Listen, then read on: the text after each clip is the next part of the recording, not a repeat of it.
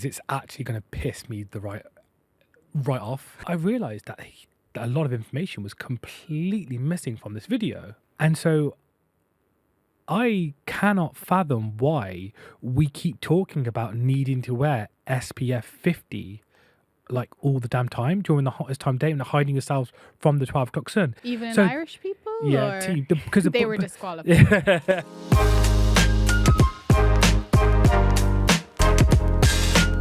Tracy, this is a yummy topic. Well, it's one of your favourites. Actually, this isn't going to be one of my favourites. Do you know why? Why? Because it's actually going to piss me right off, this episode. Thank you, everyone, for joining us today. I persuaded T to let me go into this one because I was like, T, I got to do it, girl. I got to cover this topic, sunscreen. I'm happy for you to have this. You're ranting to me about it all the time. I'm happy to have it out there. I think it's good information. So maybe slightly off season. Well, we're in preparation for next year's summer. Yeah, prep now for summer 2025. Yeah, that's it, prep now. So if you've watched any of our vitamin D videos, we'll link them in the description so you can watch. We did a full deep dive into vitamin D optimization, supplements you need to take, will they work. I'll link the playlist actually. Yeah, the playlist, it's interesting. You'll learn so much about vitamin D in terms of deep diving it that you'll actually understand like why we should be taking it daily, every single day, even during the summer. But I wanted to get into sunscreen. Now, the reason I wanted to cover this topic was because I started, when I'm cooking or when I'm driving, I'll listen to a pod or I'll watch a bit of YouTube in the background. And a video clicked on and it came to a guy called Dr. Mike. And I was really intrigued by it because I think it must have come up the algorithm. I was Googling vitamin D and he started talking about sunscreen and the toxins in sunscreen. And I thought, oh, this is interesting. So I actually stopped what I was doing and watched this 9-minute video. And I realized that a lot of information was completely missing from this video. And it started occurring to me that there is a lot of misinterpretation of the facts because facts are facts. Are they or not, girl?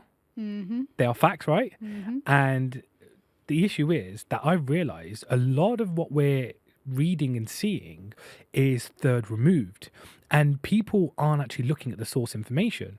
Mm-hmm. So I started looking into sunscreen, and when I was doing like a presentation, I started looking at like the facts around it, and I thought, let me actually go into the research about sunscreen. And then it kind of kicked in that I started seeing this term UVR or ultraviolet radiation, and every blog, every video, every Instagram social media post, every YouTuber all post this term UVR. And I thought to myself, why aren't they breaking the UVR down?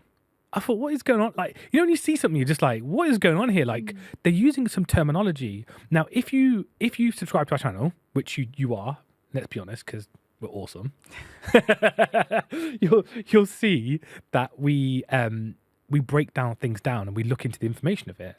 And ultraviolet radiation is one of them. Now, you know that in the summer, you wear sunscreen, right? I mean, I'm Irish. Yeah. So. You need. Although that's a lie. I don't personally, but yeah, most people wear sun cream. So most people wear sunscreen, right? Do you say sunscreen or sun cream in the UK? I think it's sun cream or sunscreen. Sun cream. Yeah, I think we say sun cream as well. And I was like, why are you being all American about it? Oh, it's probably because I read the American things. Yeah, a lot of the research says sunscreen. Yeah. Sorry. By the way, that's just Rav kindly commenting with that video. Thanks, Rav. I do sometimes wear a little bit of sun cream on my face, actually. I don't want to lie.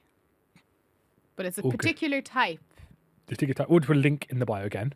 So when I started looking at sunscreen, and especially with vitamin D, I wanted to see if there was like what the interpretation was, and because this will get into the ultraviolet radiation side of things. And I started reading all like the main like blog posts that are like ranked high, And one of the biggest facts that it was saying was like, there is little evidence to show that sunscreen decreases 25-HT, so vitamin D production, when used in real life setting. And I thought that's a interesting one, because they talk a lot about skin cancer, and that's why we must wear sunscreen, right? And I thought, okay, let's look into this a little bit more. And when I saw Dr. Mike's posts on it, he talked about like how, like, you know, sunscreen, the benefits of it outweigh, talks about like the idea of like cutaneous melanoma, so skin cancer, how it's bad, da da da da da. And then I and he's talking about all these studies and about the chemicals in it. It's always that narrative, isn't it, of like, oh, well, skin cancer is so bad that even though there's clear negatives to wearing sun cream, it outweighs it tenfold. So you just don't need to worry about it at all. Yeah. I started looking at the studies, and nothing's past SPF 15, but yet we tell people that they must wear SPF 30 and 50. So when these generalized statements are made that sunscreen like, you know, it doesn't prevent vitamin D production, what they're doing is they're picking out words and saying this is where it is. Now, that in itself is very questionable. I'm like, why are they doing that? Because that's basically misinterpreting or misinforming people.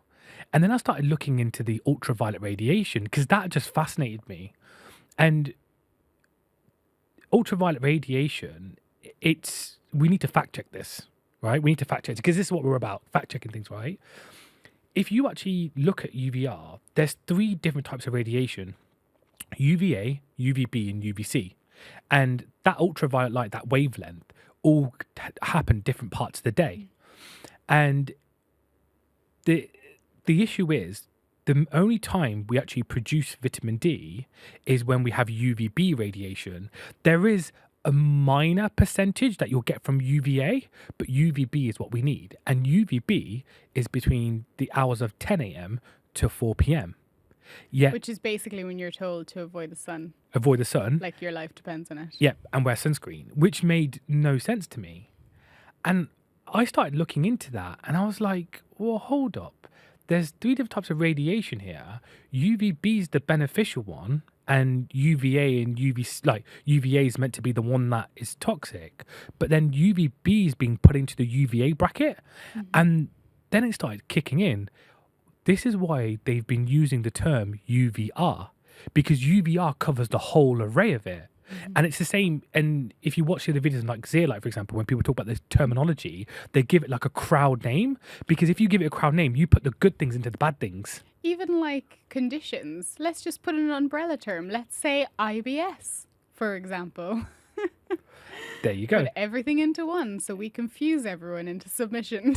So if you look at vitamin D production, it's mainly done by UVB, whereas we know that UVB can cause skin cancer, but it's the percentage that it can cause skin cancer is much, much, much, much lower than that of UVA and UVC. So this is one of the main blogs. I actually was fact checking the blogs, obviously, because that's what I do. And this is what the different ultraviolet lights do. So UVA, which is before 10 a.m. and after 4 p.m., penetrates the skin much deeper. So it goes further through the muscle and tissue. And because it's more radiation, the increase in skin cancer is much, much higher.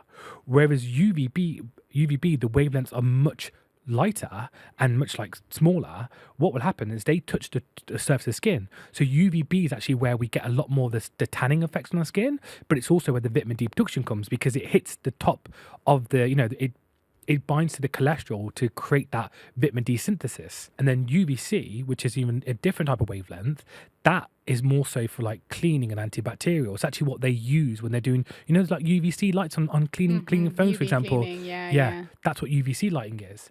And so if you read the study that's being quoted on these blogs, they're talking about ultraviolet radiation and banging them into one, but they're not emphasizing on each one individually. So if we are to cover this topic of vitamin D synthesis from the sun and skin cancer, let's talk the facts and talk the truth.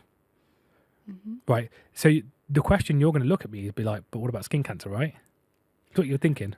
Yeah. I mean, I was thinking, isn't it interesting that we're as a whole, we're wearing more sun cream than we ever have, and we're more knowledgeable about sun cream and damage to the skin than we ever have been, yet the rates of skin cancer are higher than they ever have been. So make that make sense.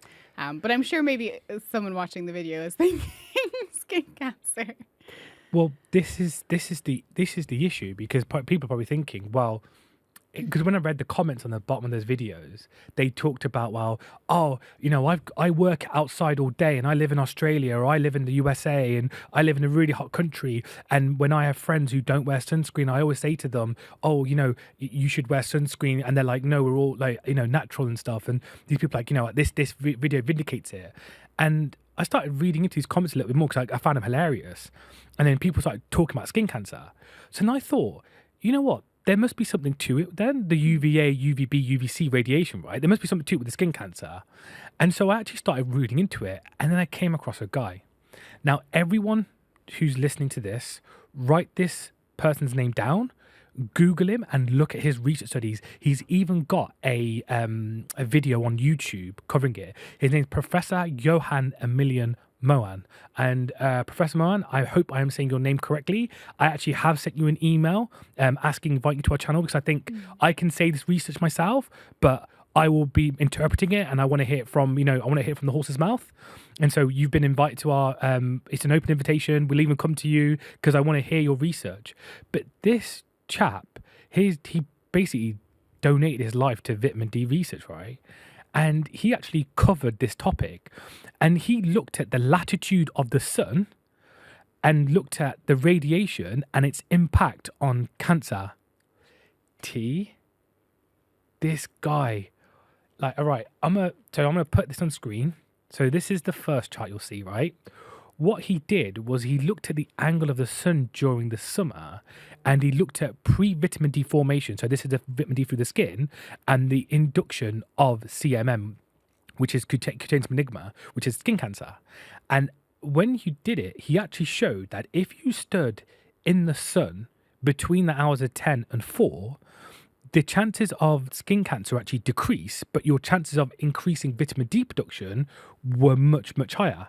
So he actually proved that the higher the sun is at the peak of its day, the more likely you're going to get the benefits of vitamin D, and the risk of skin cancer goes down. But if you went in when the sun was lower, before 10 or after 4, the vitamin D production was still there, but the increase of skin cancer went up drastically. Mm-hmm. And this guy did the research. This wasn't tiny research. That's groundbreaking research, but somehow it's not spoken about. And so he even looked at the comparison of like the people turning around in the sun. So he's tested these methods and proven that actually, if we took a bit of sunshine during the day, it would be completely safe. Mm-hmm. And also, let's not forget the, you know, protective effect of vitamin D. And so if you look at these tables, the research has not only been misinterpreted, it's misinforming people, and it's actually this research isn't hard to find, T. Yeah, I know. But like, folks, just so you know, I'm not a researcher, I'm not a scientist, I'm not a nutritionist, I'm not a doctor, but I found this research and I understood it and I evaluated it and looked through it. I found Professor Emilian Moan, and this is not what he talked about. Like, where are we going? Like, you're probably thinking, what the hell is he trying to say here? But I think I'll leave the viewers to interpret what I'm trying to say here, right? And so I actually started reading into like what Professor Moan said, and he kind of started linking up other researches. And there's another research study in Norway which followed 2,851 people. Now, is that not statistical significance? Is that not statistical significance? Absolutely. That's a good chunk. That's a good chunk of people, right? And what they started looking at was that when those people in Norway, bearing in mind Norway where it's based in terms of from the lines of the equator, Northern Hemisphere, they actually showed that people, when they were in the sunshine during the summer months, they actually did a scale against looking at like their moods and how they felt. And they tracked those people over, I think it was over a year, through the winter, autumn and spring. And they found that during the summer months and that summer months, they actually were more happier. And they tracked it by looking at something called the BDNF, which stands for... because I'm going to mispronounce this, brain-derived nootropic factor. Because you know what I'm like when it comes to my English. I'll always make mistakes here. And they actually showed that there was a link between increased levels of BDNF and our moods.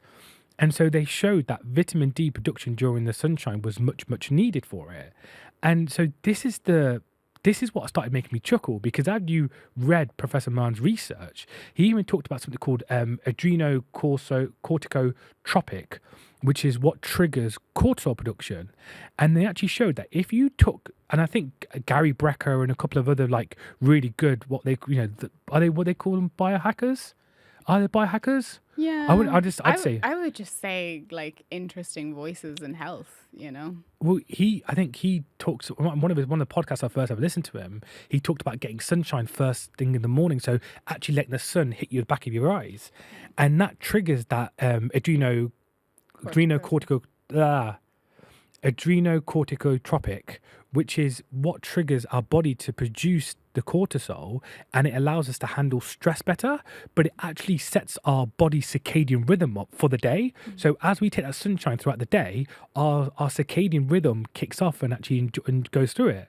So this is just UVB rays, like a little bit of sunshine just going into the system. And so I cannot fathom why we keep talking about needing to wear SPF 50 like all the damn time during the hottest time of day and hiding yourselves from the 12 o'clock sun. Dr. Mike's video was talking about people wearing clothing, like clothing that had like complete ultraviolet protection. And like they've shown the difference between cotton and these these chemical products that they've created for sun protection. And cotton had like 80% protection against the sun. Yeah. But yet we have to create these like chemical clothes for it. And so well, it's more commercialism, isn't it? It's more things to buy. I'm trying to think if I've watched that Dr. Mike video. Did he go into the whole bit about like sun cream and, oh yes, these chemicals in sun cream have been found to be harmful, but actually there's no evidence to show that the harm is like greater than the benefit? Did he do that in that video? Exactly what everyone else is doing, because it's dividing your attention from what actually really matters. Yeah. Like if we focus you on the chemical argument, and by the way, before someone says I'm being a conspiracy theorist, I'm not, because it will come into that factor of it. Well, the research is linked below. It's the research is linked there. This is just a bit of research that we're going through. It's like, because I know someone will come out there, because we've had these comments where people come back and like, oh, this is bullshit. Well, tell you what, fact check me. You're more than welcome to. I have no qualms having conversations with it. You can read it yourself. And if you go for the information, this information is readily available. So if you sidetrack people onto the chemical argument, it takes away what the real information is that we need that vitamin D sunshine between those hours. And depending on your skin type and skin color is how long you can stay out. So the lighter the skin you are, the shorter the period of time. But as like they say, I think it's skin type 1s to 6, I think it is. And like skin type 1's like 10 minutes, then skin type 2's like 10 to 15, skin type 3's like 15 to 20. So like the fairest to the darkest skin. Yeah. So as they say, as we got further away from the equator, the more our skin tones were more lighter, because our body was adapting to the sunshine. Well, you had less sun, so you needed to be able to absorb more, because basically melanin essentially is a natural protection from the sun. Mm-hmm. So the more melanin you have, the longer you can be out in the sun protected. Oh, and the interesting about the research from one of the melanin thing was UVB sun rays are the ones that trigger melanin production to help your skin darken. So UVB was actually what triggers that melanin production to help our skin darken. That's why I was saying about the tanning sense of it. Even in Irish people? Yeah, because they were disqualified. But the body's able to protect itself from that sunshine. Obviously, if you are skin type 1, don't sit in the sun for 30, 40 minutes. That's just foolish. But that 10 minutes, because your skin's much lighter, your body's ability to synthesize vitamin D is much, much higher. But also, I think it's an important point to make as well that, these kind of mechanisms evolved over time when, people with darker skin lived exclusively in hot countries and people with lighter skin lived exclusively in darker, cooler countries. But now, because there's been so much kind of, like travel between, you know, different ethnicities living all over the world, I think it's an even more important point because, as you were saying, the fairer your skin, the less sun you need. So if you're an Irish person living in Australia, you have to be really careful about how much sun you're getting. Whereas if you're, you know, a very dark skinned person, maybe a Nigerian person living in the UK, you know, you need to be quite conscious about making sure you're getting that exposure to get your vitamin D, because it's going to take a lot longer. And this is something we're not talking about at all, because I know, at least having a clinic in the UK, you know, low vitamin D, particularly in people with darker skin, is rampant. And it's just not being spoken about. Well, it's you got to think about it. Like, if we're not even just speaking about it, we're now, according to the new societies, we're not even going to screen for vitamin D deficiency. We're just going to give people a really small, low dose of, I think, 1,000 IUs or 4,000 IUs maximum daily, which we know doesn't even touch the sides, especially as cholecalciferol, where we're actually in the blood, we're measuring calcifidiol. Look, everything you've just factored in there is there's the problem with currently now with this lack of vitamin D, and people are making comments and statements based on information that isn't factually been checked, not factually correct. I'm saying factually checked. So if you're making it based off that, you haven't actually gone to the source information and found the actual physical research. And this is kind of like when we did our vitamin D videos, T. Do you remember I kind of said, like, no matter what we say, I think I did a post on Instagram about this. And in one of the Instagram videos, I said, you must take vitamin D every single day, even in the summer months. And someone said, like, no, that's bullshit. You shouldn't do that. Listen, if you're able to get out in the sunshine every day during the summer months with fully unclothed, I'm talking ass out. I mean, maybe not fully unclothed, just like with a decent amount of skin exposed. Let's not do anything inappropriate. Let's not get arrested out here. No, I'm just messing. But if you expose as much skin as possible to the sun every single day, and you must remember that is your daily dose of vitamin D, because the vitamin D still needs to be synthesized. And if you want to know more about that, there is a video in the link that covers vitamin D production and the process it has to go through for it to actually become the active form, which is calcitriol. But if you actually look at it, most people, I work in the industry and I'm stuck indoors. Like, I can't get out during. You imagine me trying to get out at 12 o'clock to go, oh guys, by the way, I'm going to go stand in the sunshine. It's not going to happen. That's if there is sunshine to be had. Yeah, and let's be honest, no one wants to see me topless. I joke. No one wants to see these gorgeous legs. Particularly not in a work environment. Yeah, I'm sure the rest of the people around here be like, what the hell is Dilly doing? But yeah, so it's I'm gonna end this on a positive note. The positive I've noted of this is like, I'm not anti-sunscreen. I'm not saying anti-sunscreen, because before 10 a.m, after 4 p.m, when the UVA rays are high, I would 100% agree. That will protect you against the skin cancer. But during that 10 till 4, that 10 to 30 minute, 40 minute period where you can get sunshine, depending on skin color, that is so important. But that does not negate the fact you must take vitamin D daily. And you know what? Just test. It's not expensive. Testing once every 3 months, you can literally see where your vitamin D levels are, where you've got them to, and where they need to go to. And you can then adjust your dosages. That's simple, easy, and effective. And no one can say you've overdosed on vitamin D because you're checking every 3 months. You know what? That's something that they should introduce to the pharmacies as a free option, because, you know, they love giving us all these flu shots. How about a vitamin D test? Yeah, 100%.